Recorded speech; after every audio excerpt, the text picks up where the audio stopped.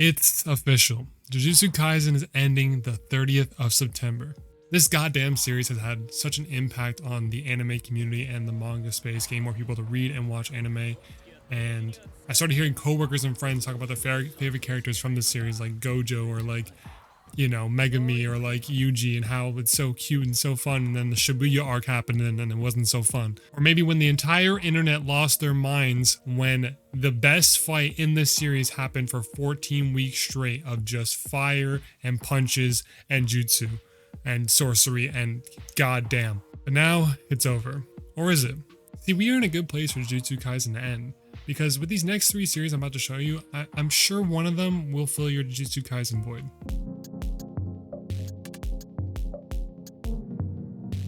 If I'm not the 1 millionth channel talking about this series, or somehow you missed every other channel or every other video that's talked about the series, Sakamoto Days is action, intrigue, and world building done right. The art is something special too, making each fight so good to read. It's as if I'm watching a movie unfold page by page, like an action series, the John Wick of manga.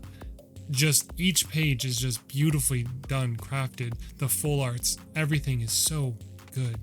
And even with these high action, high magnitude fights, you also get glimpses of these characters' personality with facial expressions, dialogues, and things that are said, just mannerisms that each person in each character in the series has. When I started reading this, I couldn't put it down. I was at a friend's house and we were all hanging out in the living room, and they asked me like, hey, what are you up to?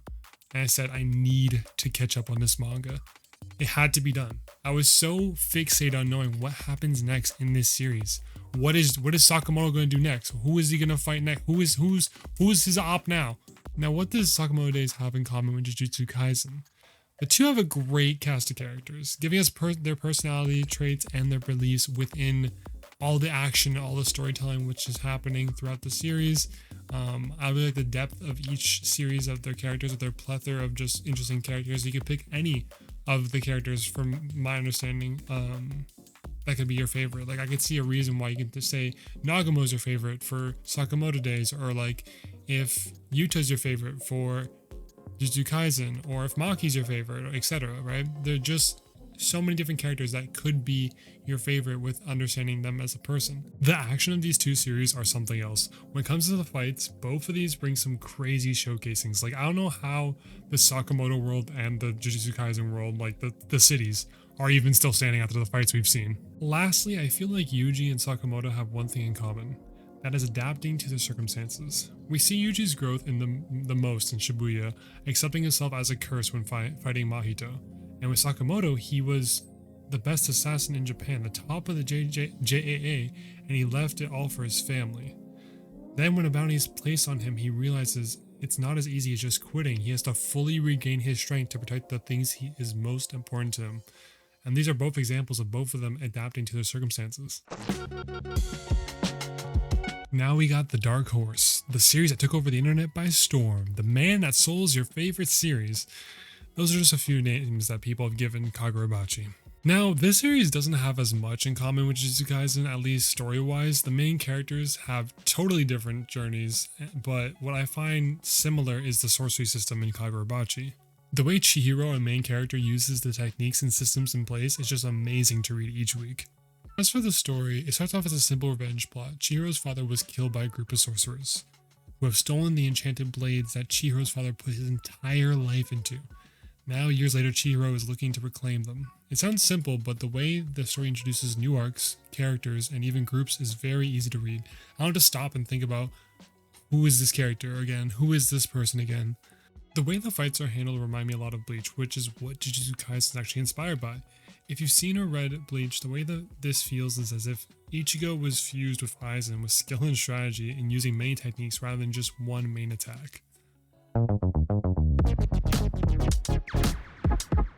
This one is a new manga to me. I only caught up to it recently, but Wild Strawberry is a series that I believe could be as big as Kaiju Number 8, Fire Force, Tokyo Ghoul, or Jujutsu Kaisen.